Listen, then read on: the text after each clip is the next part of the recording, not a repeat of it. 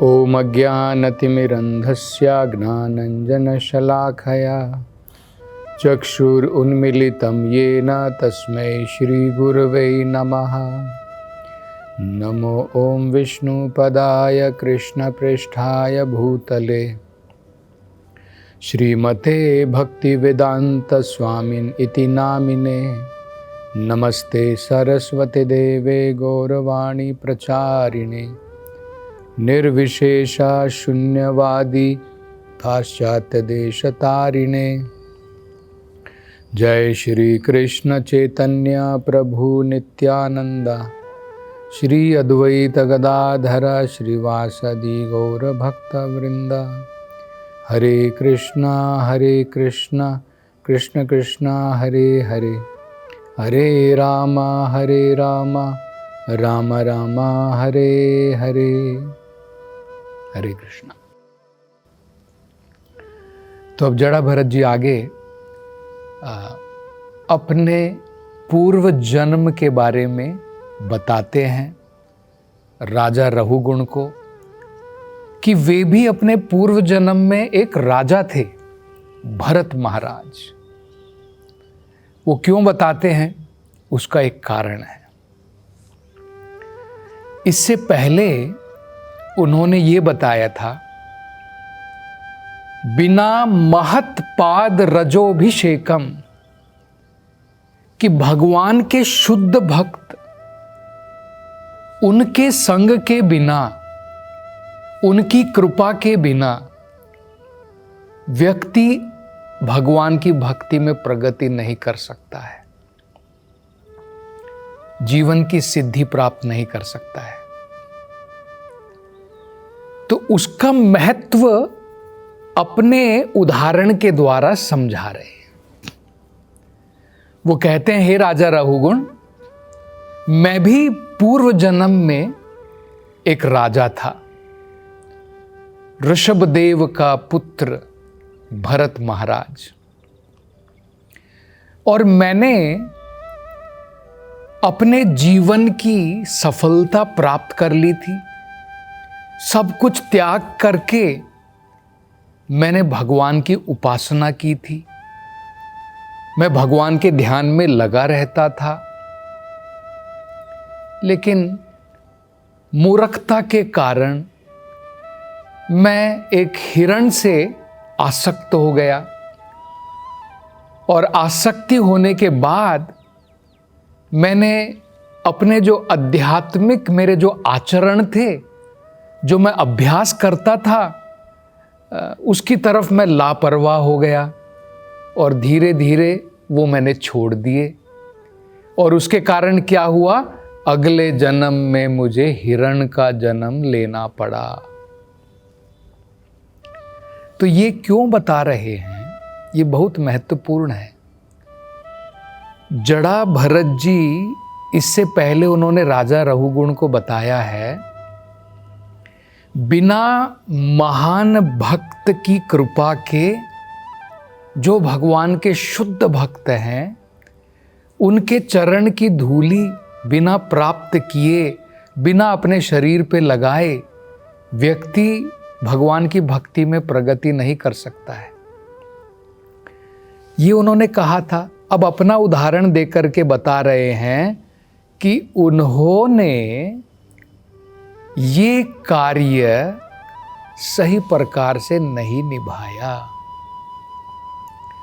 जब वो भगवान की तपस्या में, भक्ति में लगे थे, अपना मन भगवान में लगाते थे, और जब उनके जीवन में ये घटना घटी कि वो धीरे धीरे एक हिरण से आसक्त होने लगे, अगर वो चाहते तो अपने गुरु से सलाह ले सकते थे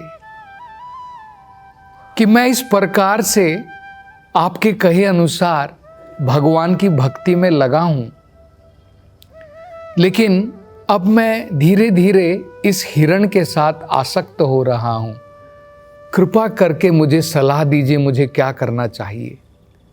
उन्होंने ये नहीं किया। उसके फल स्वरूप वो उस हिरण से आसक्त हो गए, अपने भक्ति के मार्ग से भटक गए।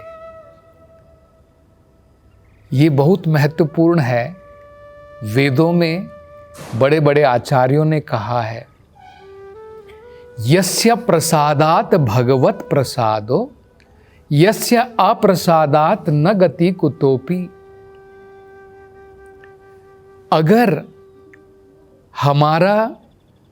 हमारे जो प्रामाणिक गुरु हैं, भगवान के जो शुद्ध भक्त हैं, वो अगर हमसे संतुष्ट हो जाते हैं, उनके आदेश के अनुसार हम कार्य करते हैं, तो मतलब भगवान की कृपा प्राप्त हो जाएगी।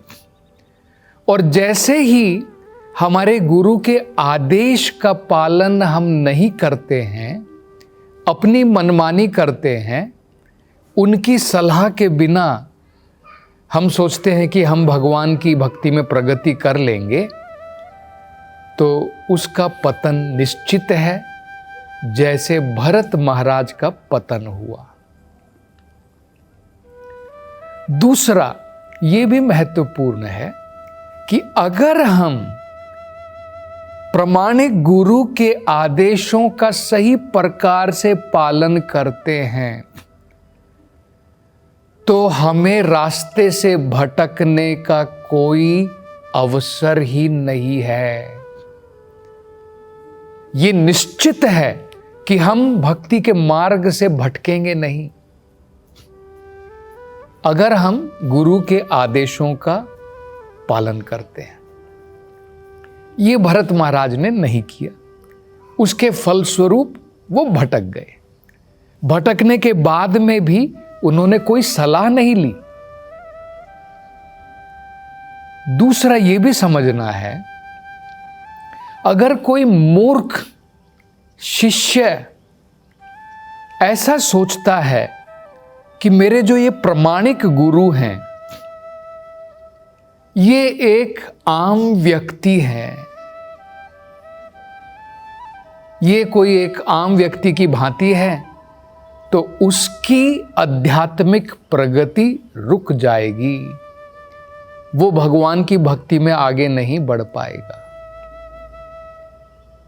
गुरुषु नरमति ही, गुरु को ऐसा सोचना कि वो एक आम व्यक्ति है, ये एक अपराध है। गुरु बाहर से देखने में एक आम व्यक्ति जैसे दिखते हैं, लेकिन वो भगवान को अत्यंत प्रिय है, वो भगवान के प्रतिनिधि के रूप में है। भगवान कृष्ण ने भागवतम में कहा है, आचार्य माम विजानीय, आचार्य का स्थान मेरे बराबर है। हमें आचार्य को एक आम व्यक्ति के बराबर नहीं देखना चाहिए। आचार्य भगवान नहीं है, लेकिन उनका स्थान भगवान के बराबर है। साक्षात हरित्वेन,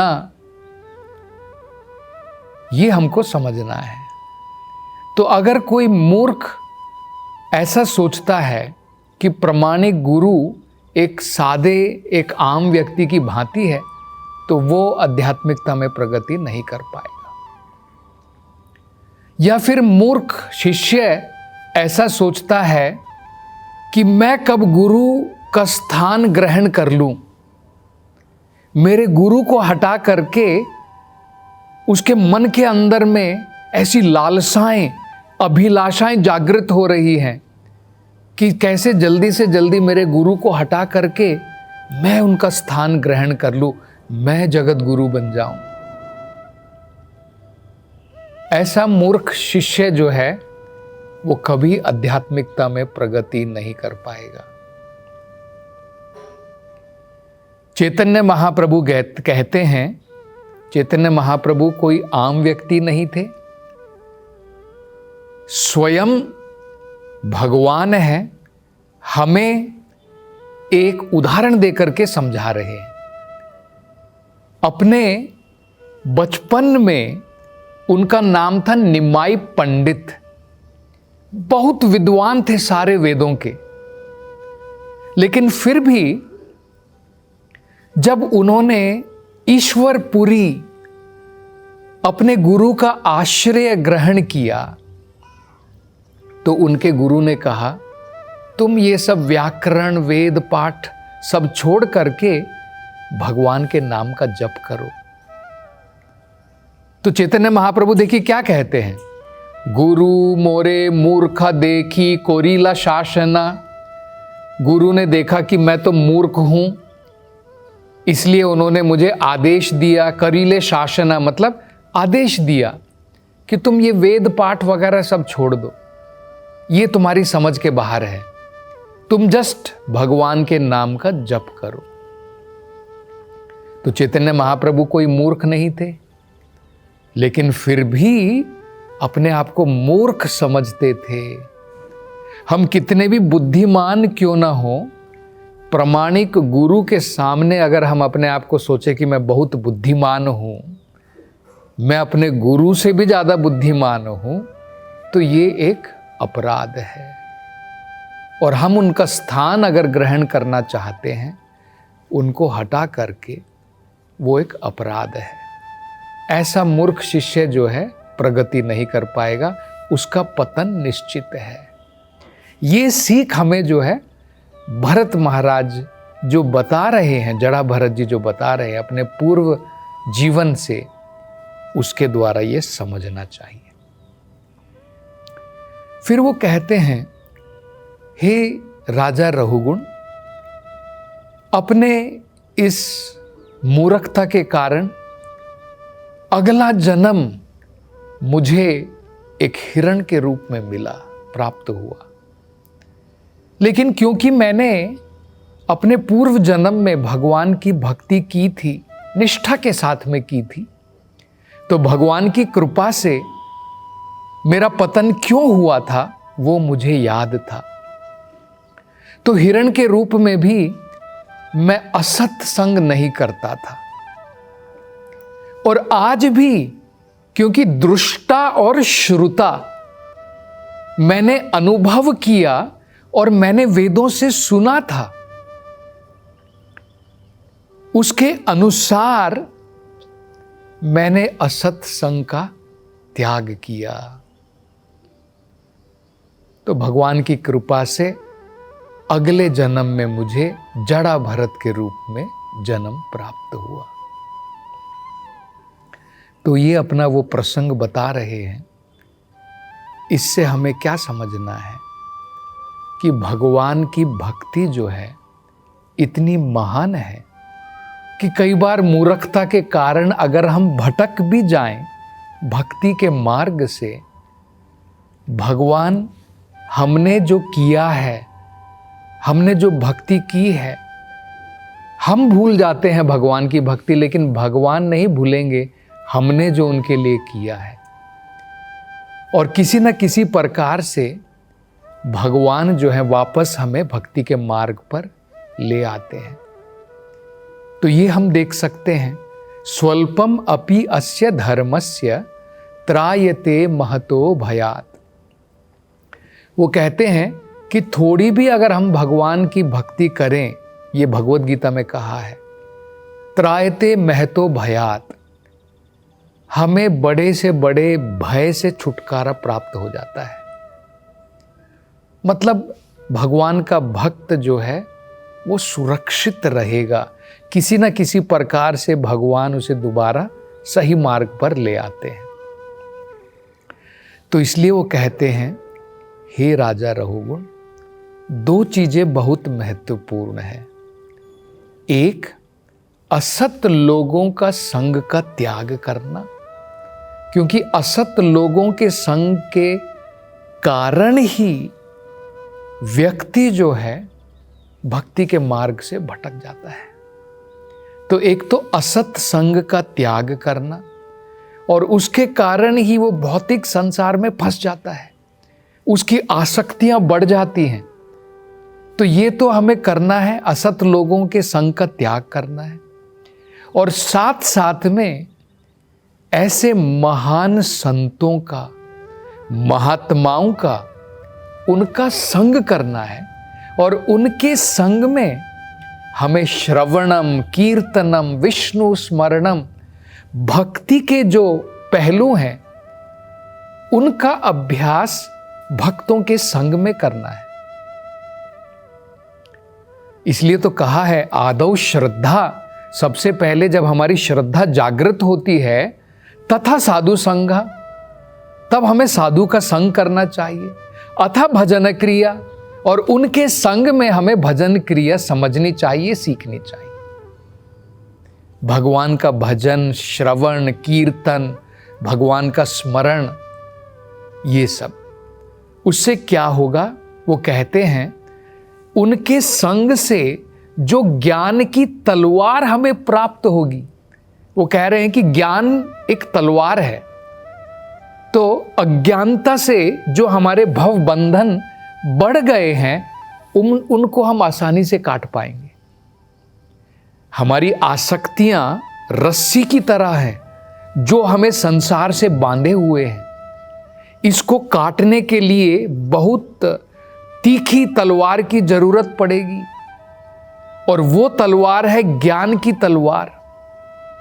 ये जो अज्ञानता की रस्सी से हम लोग बंध गए हैं, उसको काटने के लिए ज्ञान की तलवार की जरूरत है। वो ज्ञान की तलवार हमें सत्संग में मिलेगी, वो इन महान भक्तों के संग में प्राप्त होगी। उससे हम काट पाएंगे और उनके दिए हुए अभ्यास के द्वारा, श्रवण कीर्तन के द्वारा हमारी खोई हुई भक्ति जागृत होगी, और वो जागृत होगी तो हम भगवत धाम वापस जा पाएंगे। तो कृष्णा भावनामृत में ये सुविधा सभी भक्तों को है। आप सब भी इसका लाभ उठा सकते हैं। कृष्णा भावनामृत में आप आकर के भक्तों का संग करके भगवान की भक्ति हमें किस प्रकार से करनी चाहिए, ये सब हम सीख सकते हैं, और धीरे धीरे हम प्रगति करके भगवत धाम वापस जा सकते हैं। तो और आगे अब जड़ा भरत जी क्या बताते हैं, इसकी चर्चा हम अगली कथा में करेंगे। हरे कृष्णा।